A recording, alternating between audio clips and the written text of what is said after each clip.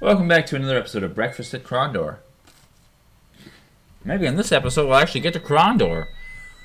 You can actually see some plot. Imagine that. He was low on food. Also, and you're like, why do you never use crossbows? And I'm like, They're not that good. You miss a lot. Locklear's weapon craft ability has increased. Nice. Very, very nice. I think I've got enough to give. Well, you had room for. 81% armor is pretty good. Keep trading out your armor. Fixing armor is a pain. Let's keep wearing different armor. And he's a wizard, so it's weird that he's even wearing armor. That's the way the news goes. Anyway, yeah, I hope you're having a fantastic day when you watch this and enjoying this weird text-based RPG. That's not entirely text-based. It's very much in the vein of the old text-based RPGs. It's just such a weird game because I can clearly go that way. Why can I can clearly go that way. The weird polygon everything. This is an overlooked gem that I just don't hear people talk about or play much. It's not like your Eye of the Beholder or your whatever else. It's just a really good early RPG that people just. Let's see. This is like, I think we continue south to go to Krondor. This is if I wanted to go to Darkmoor and Malak's Cross and stuff. Well, which are all cool places in their own regard. But we're on a mission now.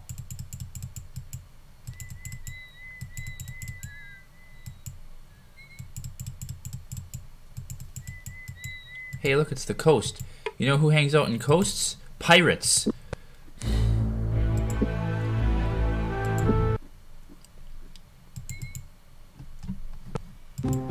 I don't know how you're supposed to stealth anybody. Wow! Pirates and Dark Elves. We're probably not winning this. I highly doubt that. Can I? This is a lot. Even with Owen's ability to incapacitate people, this is a bit a lot. Let's incapacitate that pirate. Start with.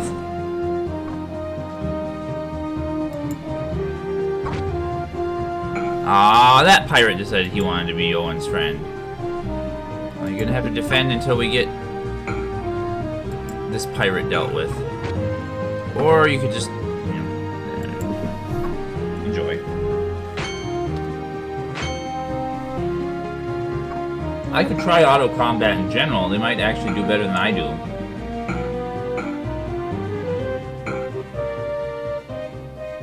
If you want more information about this game and the book series that it's based on, please ask me in the comments. I will gladly give you that. I do expose a lot in the early, exposed a lot, actually, I think is the correct way of saying that, in the early videos of this.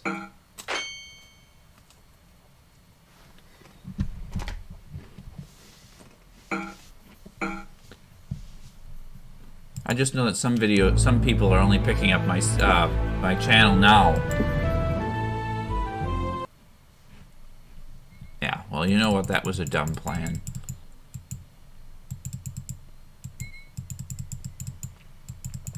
Those guys are only there if we decide to go to, like, up the coast, basically. I think.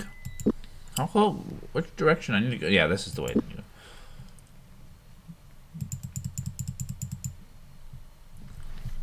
The path turned. After a few minutes of traveling, the roadbed began to slope toward the sea, leading eventually through a pair of iron gates into a majestic seat of principality.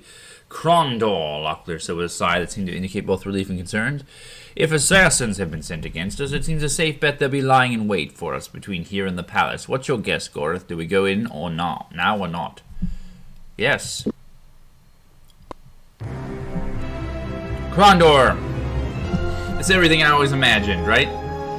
Gull's Wheel. I love So I gotta go out. I'll read this in a second, but well, I'll read it first. Gulls wheeled in the skies over the capital of the Western Realm, waving stirring circles about the stands of the palace, narrowly avoiding the prince's standards, which fluttered in the salty breeze. Below, the city folk of Krondor looked little noise of the majestic display as they hurried about their own affairs. So this is the cool thing about this game, is I read these stories and the books. It's like, it's the closest thing you get to a movie, right? Having a visual representation of something you pictured only in your mind before. That's cool. Anyway. Shop? Gore snorted. The market district in Krondor, he said, containing his amusement. Why don't we just take all our possessions and give them away instead? The markers are thick as porridge in there, and the local merchants hike up prices accordingly. We'd better off buying outside the city. Which is weird because Gorith is a dark elf and he shouldn't know anything about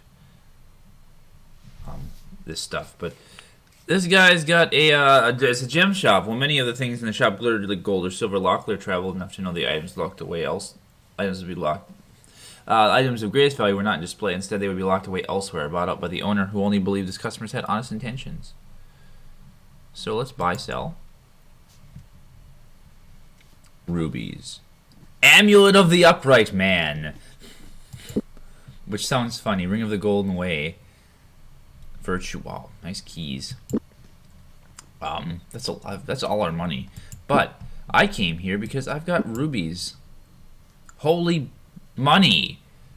Yes? See, this is why it was worth it going to that one place.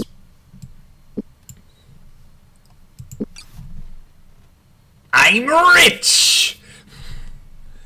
Should we see what the Amulet of the Upright Man does? So, the Upright Man is the leader of the Thieves Guild, who is much better than the Crooked Man, who is also the leader of the Thieves Guild. I think they're the same guy. Locklear looked at the medallion skeptically. In Krondor, similar amulets are sold as fool's trinkets, ornaments that seemed to respect like true gold, but were clever fakes run by the unscrupulous magicians. Checking the reverse side, he noticed an inscription: the god of luck and Benath, the god of luck and of thieves. Left clicking about something. This. How did I do that? Like, I got a help tip.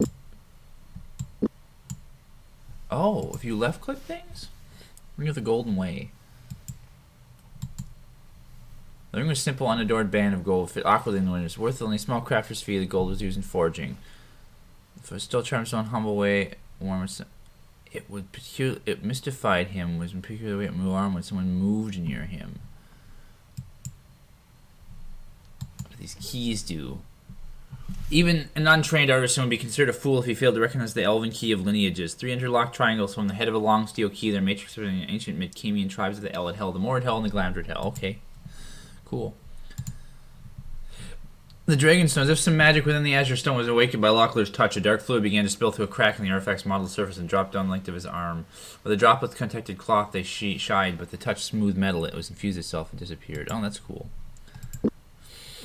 And this is just money. Most of this is just stuff that's money. I have all these shells, too, that we can actually sell here. They're not worth a lot, but that's right, we can read them out of our inventory.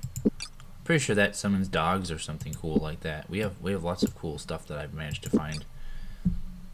I kind of want to buy a Ring of the Golden Way, since I have so much money. Let's try haggling. No, because that can get you thrown out of the... You know what, if I don't... Yeah, it was immediately obvious the shopkeeper had no desire to haggle the price. No one pressed on, paying his natural charm would win him a cheaper price. For a short time, it seemed his victim's well was eroding, but nonetheless, the shopkeeper rapped sharply on the counter. Enough! The shopkeeper said. Buy at my price to be off with you. And now it's not available. Yeah, that's what I thought. So we just gotta go back in, basically. Let's keep trying to haggle. It's yours, my friend, as long as you have enough rupees. Yeah, well, I don't mind spending 100 gold on that, honestly, because I had, like, a lot. I like that. So we can't... Oh, hey, there's an inn here, though. Unaware, as he stepped into the room that had been chilled, Locklear was glad to have the solid oaken door of the room closed behind him. Others within seemed likewise as they chatted among themselves, taking little notice of the new arrival. So there's so many people here. We can bard for money. We can talk to this guy. Locklear motioned the figure across the room. The man walked over to join them. He stood before them, eyebrows arched inquisitively. Signor Locklear, good to see you. Interesting news, interesting news.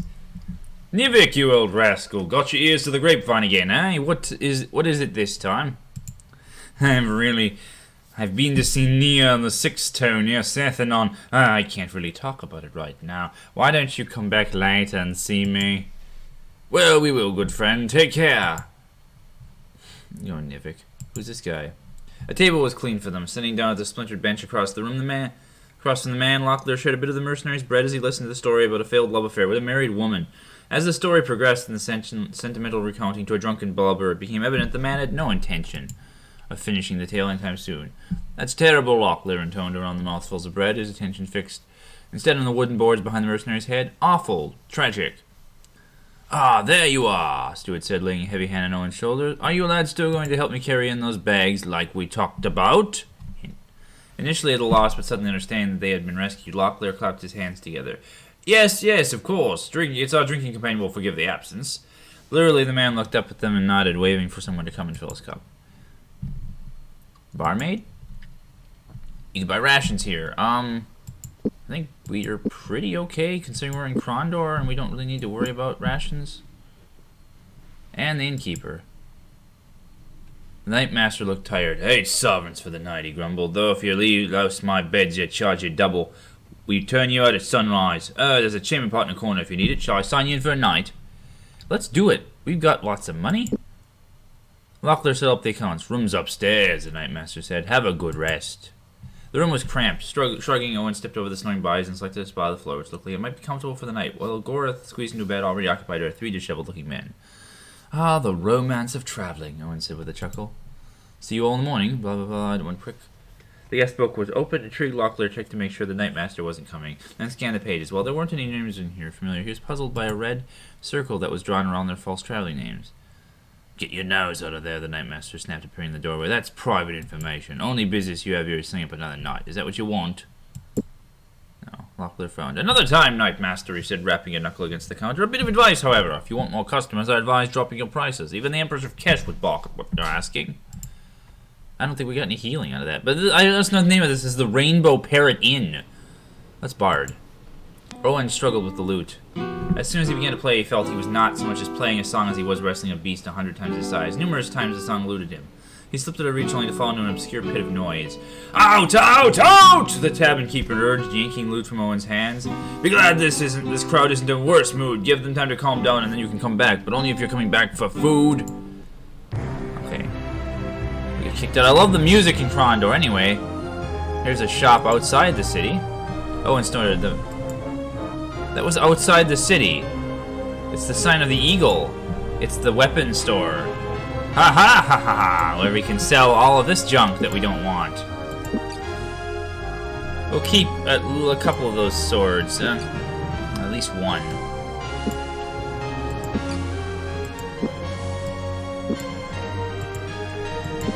I'm so happy to finally get all this junk out of my inventory. I kind of want to fix that armor, see if this guy can do it.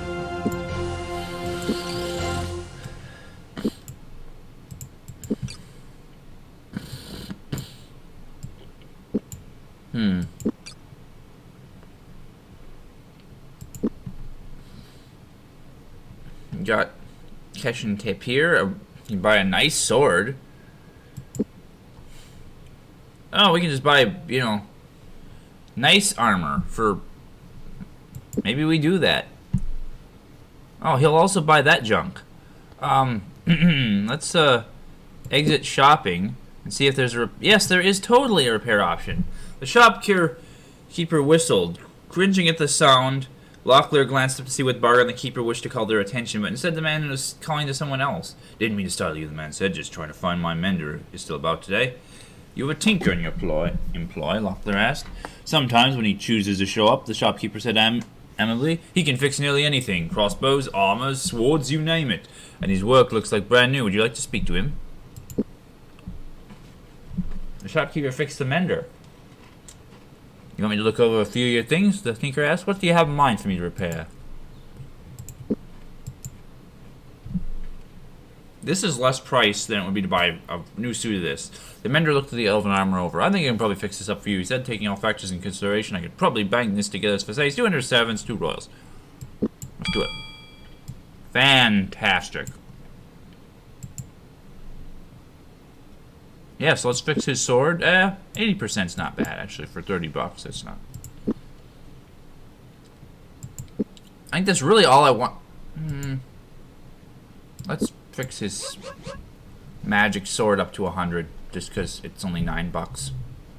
It's all 500 bucks. Those gems were a gem, man.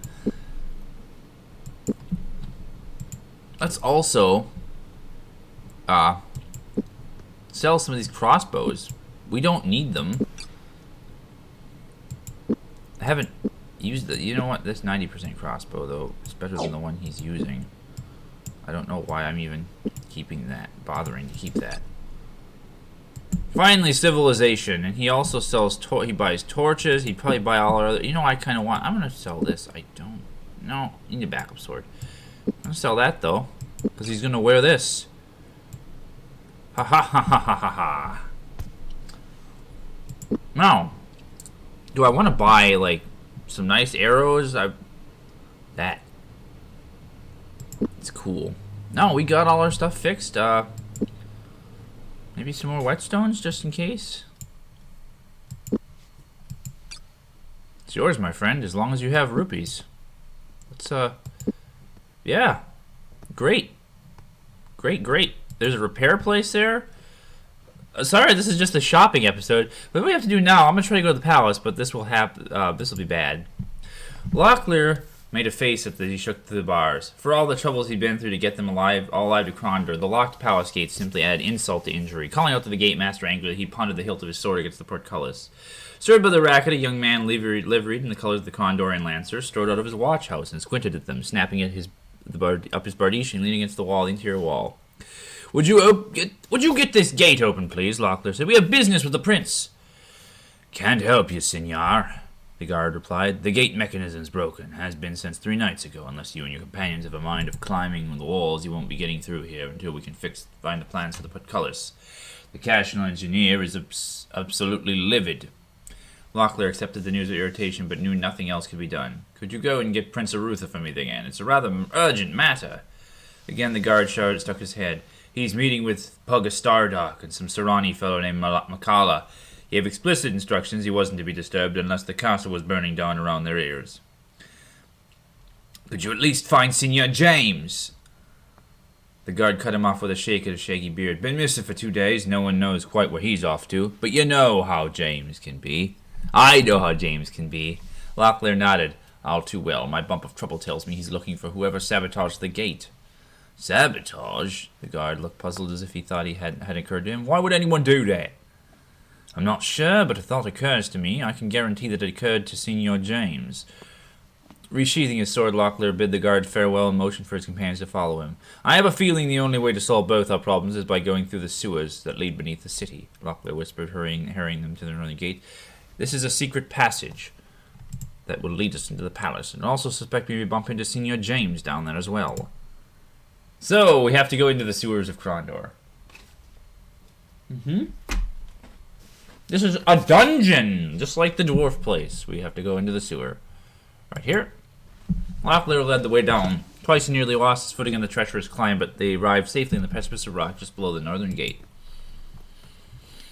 Too thick to allow a determined effort at entry, the door was probably set into the sewer entrance to prevent odors from offending visitors through the northern gate.